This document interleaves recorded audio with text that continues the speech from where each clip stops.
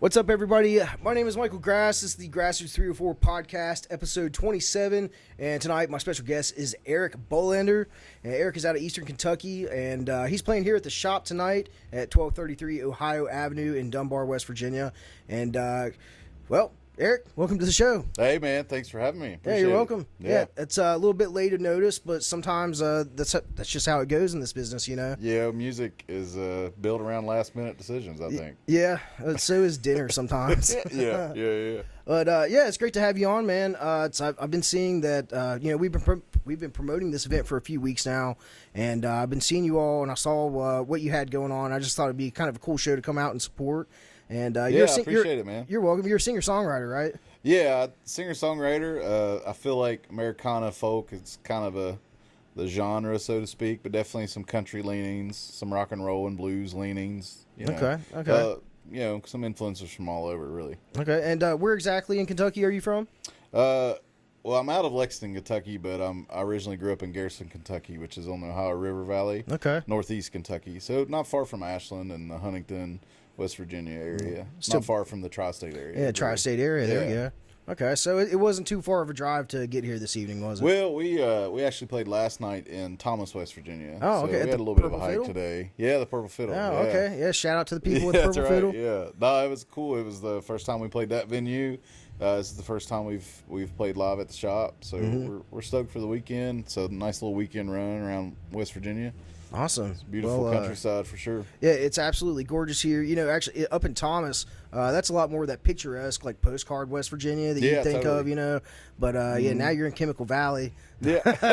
as they say, they're not down in Charleston or anything, but it is Chemical Valley. So, I did grow up welcome on the to Ohio Charleston. River, so. Yeah, so you know all about it then. Basically. Hey, yeah. what's up with all these memes now about, like, things in Ohio? It's not even before the recent chemical spill in Is it Palestine or Palestine? I'm not sure, but yeah, it's kind of wild. There's all these memes. It's like, it'd be better off in Ohio, or at least it didn't happen in Ohio. Or it's like, there's a lot of hate for Ohio, I think. Yeah, I think Ohio's cool. So it's there's plenty of great stuff, great people, and great places. Yeah, at least they're not hating on West Virginia for once.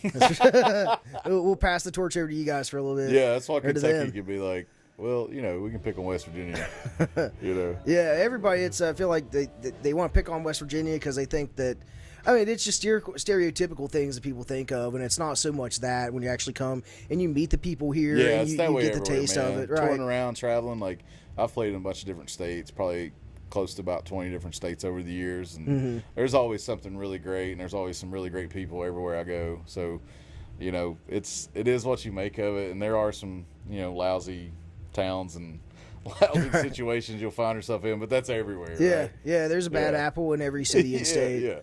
Yeah, for sure. So you said you've been playing for 20 years. What got you started? You had like friends or family that influenced you? Well, I mean, I didn't grow up playing. I started playing when I was a older teenager. So freshman year of college, my best friend Kevin had been playing in bands all through high school, and I would kind of be, the roadie or whatever, and just hang out at their practices and go to shows and be there and go to other shows similar to what they did, and so that was very informative as far as the music scene. But I didn't really dive into it till I was a young adult, and bought my first guitar when I was 19, and just kind of self-taught with him showing me some things and friends that played for a long time showing me some things along the way, and then my mid-20s when I started writing songs and playing live a little bit. Okay, that's what's up. So, like, whenever you write your music, do you just you base most of it off of experiences in life, or is it, I don't know, is it stuff you think up of that sounds good or comes out good on paper? Like, especially the current, iteration of what I do, the Eric Bolander and these a-holes, right? The Americana you can say it. Stuff. You can say it, baby. Right. Yeah, say it. Don't be afraid. I got the Eric Bolander and the assholes. That's what they are. Right. Yeah, they got this gnarly decal on the back of their van. Yeah, it's great. It says it real big, so you can't miss it. Jimbo Valentine did that. No, shout out to Jimbo. He's a very good artist. Yeah, he's from this region too. He's done a lot of the posters for a lot of bands around here, and not just in West Virginia, but very talented artist. And right on. Yeah, I forgot what I was at. what I was sorry. answering now. Here we go. Feel back. Johnny's not paying attention. Yeah, he's not even Well, you're talking about playing in towns. Oh, growing up. Yeah, how I write songs. Yes. But sorry, got off track. No, you're good. That's the inside. Welcome to the inside of my brain. Hey, No, mine but, too, but baby. my inspiration for the songs themselves are somewhat personal, some experience where either the region I grew up, my hometown specifically, maybe, or some relationship things that's happened. Obviously, that's a go-to, and unfortunate deaths in my family and some things along those lines. And then, I try to dabble a little bit in some storytelling. I've got some friends that are amazing songwriters that they lean heavy into the storytelling, kind of like a Bruce Springsteen would, or a Dolly Parton, where they conjure up some of these things that are very interesting, and they'll tie 2 or 3 things together and make this really heartfelt, impactful song. And then all the while, it's like this story that they created. I respect that. It's not something I do a lot of. I don't consider myself a good songwriter in that respect. So for me, I draw a lot on emotion and a lot of personal experience, for sure. Okay. Yeah. I feel like a lot of the people that I ask that question to, they have the same thing, the same answers. Yeah, It's what they sure. draw from, places that they've lived, or how they grew up, or That's just the easy traditional thing to things. draw from. That's the easy thing to draw from because you know it. Right. It's so much, for me at least, and the style of music I write, it's so easier for me to write a song based on, my granny who passed away, a couple of years ago, or based on my experience in a relationship, or being a dad now. She's 6 years old now, but like becoming a father and being a dad and that kind of stuff. Those things are so personal. I feel like if you're a songwriter, if you're a writer, if you're a painter, some form of creator, creating from that experience, maybe easy is a bad word, but it's a natural sort of thing to draw from. Okay. At least for me. All right, I got you. It seems like it's easy and it's true. Well, I shouldn't say it's easy, but it's something that's true, and you don't have to come up with a story that's Yeah. You don't have to come up with a lie to push, or just a fake story or anything. Yeah, I mean, the truth is often strange in itself. Right. It kind of writes itself. Okay. Well, tell me about your band.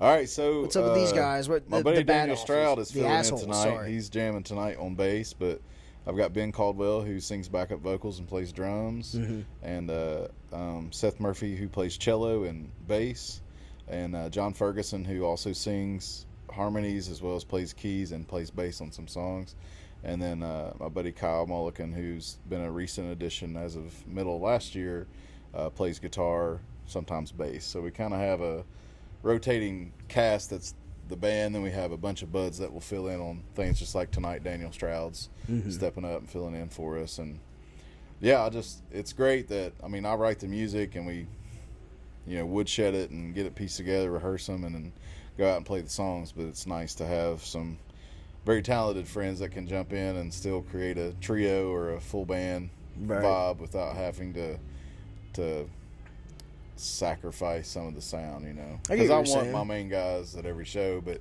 they can't always do. They have other obligations. They have other musical obligations, other job obligations. Of course. Yeah. So. Sometimes families and things like that as well. Absolutely. So yeah, it totally makes sense. So how long have you been playing with those guys? So me and Ben, we actually were in a hard rock metal band a long time ago. So I've been playing music on and off with him for at least 12, 13 years, something like that. Okay. Maybe a little longer now, maybe missing I don't know. Time's just a construct, right?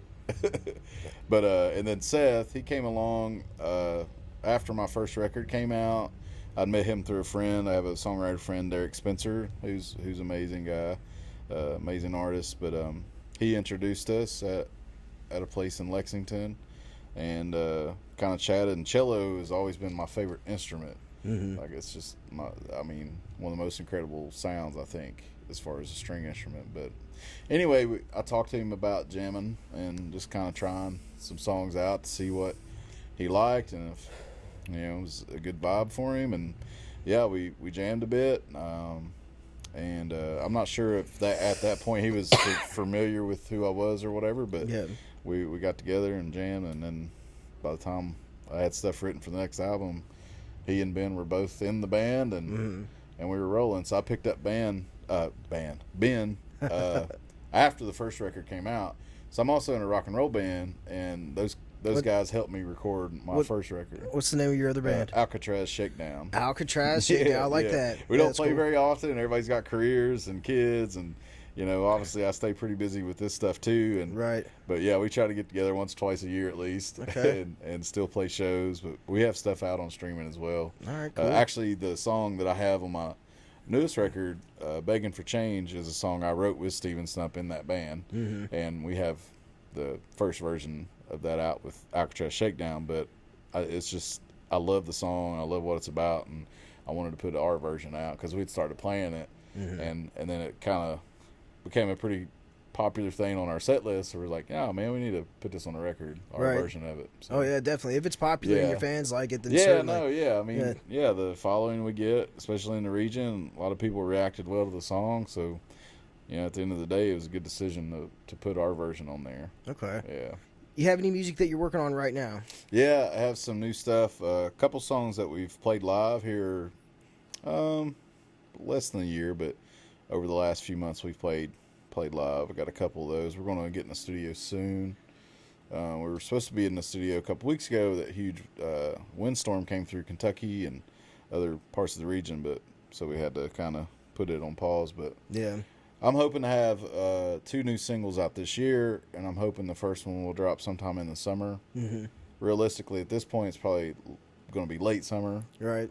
But definitely, for sure. And those will be working toward a new record, but I couldn't imagine that wouldn't be at least middle next year before that was finished. Looking like it was finished. Do you think that it's better to like release music in the spring than it is to, like, let's say, release one in the fall? If you find out, you let me know the answer to that question. Well, I recently actually asked somebody that because I think there's a whole lot of people, that experts and amateurs alike, would have an answer for it that would probably differ a little each time. Yeah.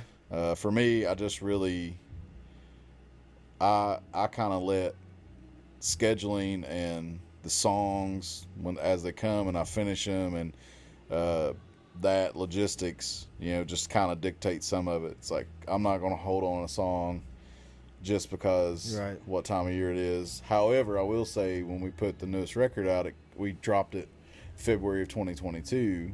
The LP, the vinyl, came out at the beginning of this year. Right. But when we put that out, we were actually going to have it drop in the fall of 21. Right. And then some things didn't work out, so it was pushing Thanksgiving before we were ready. So then we decided to wait until February to get through basically the holidays, Christmas, and everything that goes on through the end of the year, New Year's, and kind of get past that hump to get to, truly the beginning of the year, the late January, early February, so we can get some kind of press and things. Of course. So yeah, I guess it's a balance. You just figure some of those things you really do consider time of the year, and then outside of that, I try to just get them finished, get them mixed, mastered, and be ready, and then come up with a plan. And I have a manager, Tiffany. She's great with Black Mountain Management, and we're definitely game planning kind of what we're going to do, and taking some advice from her, and reaching out to some other folks to see what they have to say. Yeah. And if you work with a publicist, the publicist is definitely going to have an opinion about it. They'll tell you all that stuff, right? We're going to wait until this, this time of this month because of whatever analytic or something. Yeah. Well, you don't have to pay me anything, and I'll tell you from a friend of mine that told me. He said, if you do it in the fall, then, once, the fall's over, if you do it in the fall, then it's going to be an old album come the beginning of the year. And the beginning of the year is 2 months away, like Thanksgiving, it's a month and a half away, if that, from, it's just over a month away from Thanksgiving. So, if you release, let's say, in February of 2023 rather than in, like, November of 2022, then you could promote that album, like, all year long, and play shows and consider it a new album rather than one that you're promoting and doing that came out in the previous year. Yeah, no, I get it. So it's just, that makes sense. I mean, obviously that was part of the push. I wasn't the only one that was part of that decision. I really had, my publicist and manager both had talked about it. Yeah. And we all bounced ideas around each other, and that's what we had decided. And a lot of it was kind of what you were talking about. Right. I seem to notice I think there's that a truth lot to of that, music. but I also think there's, some truth to like Trey's got the putting out keys. some singles, to the thing. But yeah, I think there's something to be said about, putting singles out too, just to kind of have some content, whether it's videos, some live cuts of something, and just to keep, you want folks to be interested in you, you want them to stay interested in you, and Of course. it's not always the case, and that's fine. That's perfectly fine, because it's music, it's art, it's, your opinion. It's like, how do you think about this thing? Maybe you're over this thing. Maybe this song's old to you. Right. And that's fine, But I think as an artist, it's, probably highly beneficial to have a constant stream of content, where it's whether that is monthly for you, if it's weekly for you, if it's however you kind of map that out, as long as you're engaging with your fan base, no matter how small it is. So that way they're there because those folks want to support you. Right. And if you're just kind of sitting on something for a couple of years, you're not really putting anything out there for them to help promote for you or help spread the word, So press and promo and PR and all that aside, like just for people that follow you, it's important too, I think, to have that content rolling out. Yeah, definitely. You got to stay relevant, and as it goes with trying to keep up with social media and promote your things, your new songs you've got coming out, or just like little special things, just trying to keep up with people. It's a lot. It is a lot. It can be very overwhelming. The side of it you don't think about when you grab your guitar and you just start writing songs. Right. You don't think about any of that when you're writing a song at all. Well, people do, but I don't write that kind of music. Right. And that's fine if that's the kind of music you write. But I don't think about what trends are happening and what.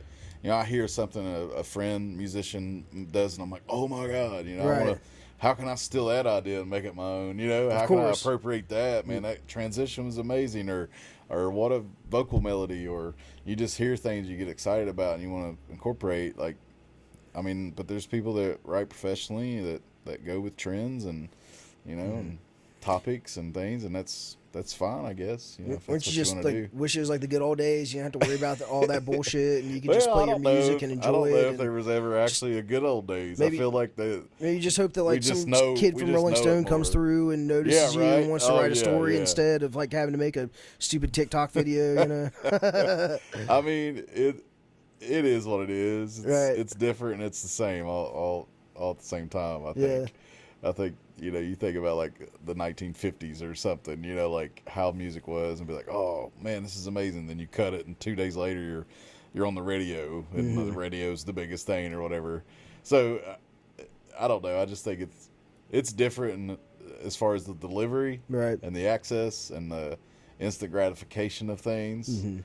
But it's also, I think, the same as a matter of somebody can get hype on you for a bit and then they lose interest. Right. I think it's always kind of been around. It's with people anymore and their attention span, it's real short. So just think about like short and long form podcasts. 20 years ago that wasn't a thing. You had artists that had interviews on the radio, right. FM radio. Yeah, you didn't have, and then fast forward to now, here we are sitting on a couch at the venue doing a podcast. Right. It's still the same. It's just a different delivery. It's a different, That's right. different version of the access to that content. So it's like kind of like I mentioned before how I used to be on the radio, and I would sometimes every once in a while there'd be a band or a musician that would come to Charleston, and I'd hit them up through Facebook and say, hey, you want to come up on the radio? And most times people wouldn't answer back.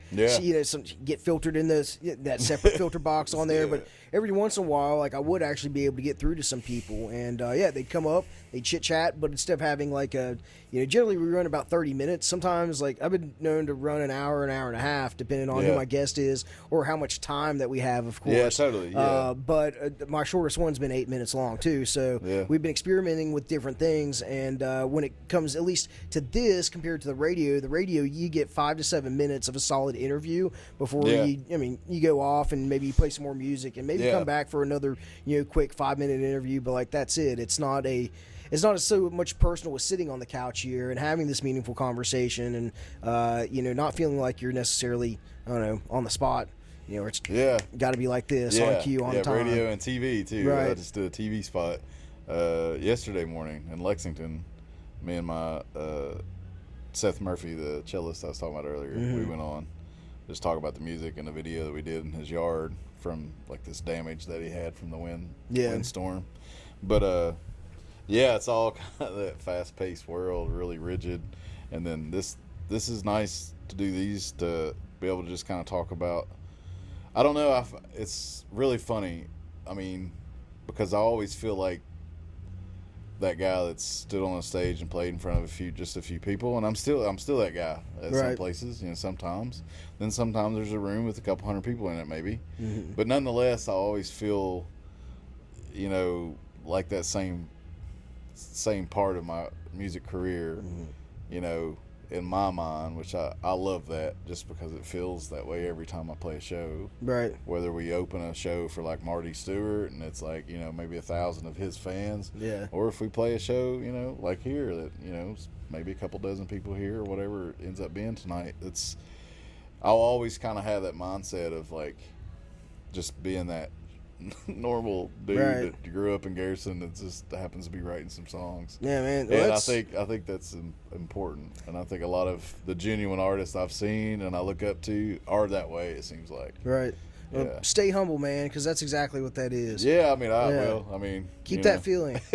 Yeah, some people lose it, some people don't, though, and they realize, you know, it's you're still the same person that you are. Yeah. You know, whether you're on stage or you're rolling out of bed in the morning, nobody else sees you. Yeah, totally. You know, and like, I mean, I have a day job, and like, I mean, all my bandmates have day jobs and families and stuff, and I think you lose sight of that from a fan's perspective. And make no mistake, I was a fan first as far as live music. I loved live music, being around it, small festivals and sorghum festivals and all that kind of stuff. I loved it, and before I even picked up a guitar. And so I'm a musician with a fan's sort of mindset at all times, and I love that because I don't know, I just feel like I can, back to kind of what I originally was bringing all this up for, is that when I first started doing any kind of interviews, it felt weird to me talking about who I was versus just the music. But then I had to like put my sort of fan hat back on again and be like, hey, you know, dumbass, like, people want to know about you. Like, you wanted to know about this band or that musician or that singer. You know, why wouldn't they want to know about you? You know what I mean? I had like this like internal battle with myself of just feeling really like fake talking about myself. I don't know. I didn't feel like I was, you know, someone who was interesting enough for people to learn about me, you know? So over the last couple of years, or a few years really, like I've learned to buck against that and just really be open about stuff and know that someone's out there listening or watching that's interested in it. Definitely, yeah. Your fans out there, they want to, you know, they want to support you, and they probably want to get to know you more and would like to know like a little bit of background and stuff. So it's you know, don't be shy. Yeah, and some of my favorite shows I've ever been to as a fan is like those songwriter nights, and people talk about the songs and explain them and just talk a little bit about their background, and you just sit there and it's so entertaining and enriching. So I've kind of learned that there's probably a handful of people that want to hear me say some things about that too. So, yeah, man. Yeah. Well, you know, I think we are close to about that time. It sounds like they paused out front now. Why don't you go ahead and, you know, first, thanks for being on. Yeah, man. I appreciate it. Me, dude. You're welcome. Appreciate it. And why don't you go ahead and tell the watchers, the listeners, where they can find your music at? Yeah, man. Your social medias, all that stuff. Easiest way is ericbolander.com, or if you just Google Eric Bolander. I have links to everything from our merch store to videos to the streaming links and all that. So, but we're on streaming if you do the Spotify or iTunes, iMusic, Apple, all that stuff. Apple Music, Spotify, and, Amazon, all that. Yeah, Amazon, all of them. They got music on Spotify or on Amazon. Yeah, Amazon has the streaming. They gotta make money off everything.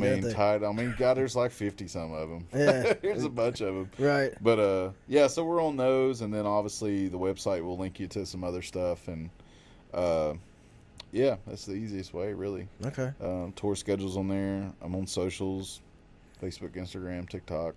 Okay. Sort of Twitter, not really, but it's going to be have a presence on all that stuff, yeah, whether or not you use it frequently. Yeah, totally. So I use the Facebook and Instagram heavy, and I'm starting to just as the last couple months to put some things on TikTok, trying to, just get out there. I'm an old grumpy man. Yeah. My manager kept on me. He's like, dude, you just have to do one. I'm like, right. I'm gonna do one. That's what they say. I still haven't created TikTok, but I'm thinking about it just to help push. I told her, I was like, fair warning, I am content. going to put some silly shit on there. Right. And you got to stay relevant. You got to be goofy too. Serious, it can't be all just music and seriousness. But I think people, there's plenty of young people too that want to hear some of what I do and people that in our circle does and things like that. Definitely. Awesome. Well, of course, if you'd like to see Eric, well, this isn't live right now, unfortunately, but you could actually go back and watch Eric's performance later on at the Live the Shop Facebook page. Of course, if you like my podcast, this podcast, you can check out the Grassroots 304 podcast on Facebook, on YouTube, and on Rumble, and soon to be on iTunes and Spotify as well. Still working on that one. So, yeah, again, thanks, Eric. I appreciate it, man. Thanks, man. Yeah, you're welcome. It's an awesome interview. Great talking with you and getting to know you a little bit. All right, man. So thanks. next time you come to Charleston, you're more than welcome. All right, and bring the Alcatraz. What's the name of that other band again? Alcatraz, check it out. Yeah, bring them. Yeah, your next show just got to be here. All right. Okay, let's do it, man. All right, man. All right. See you guys. Thanks for watching. Peace out.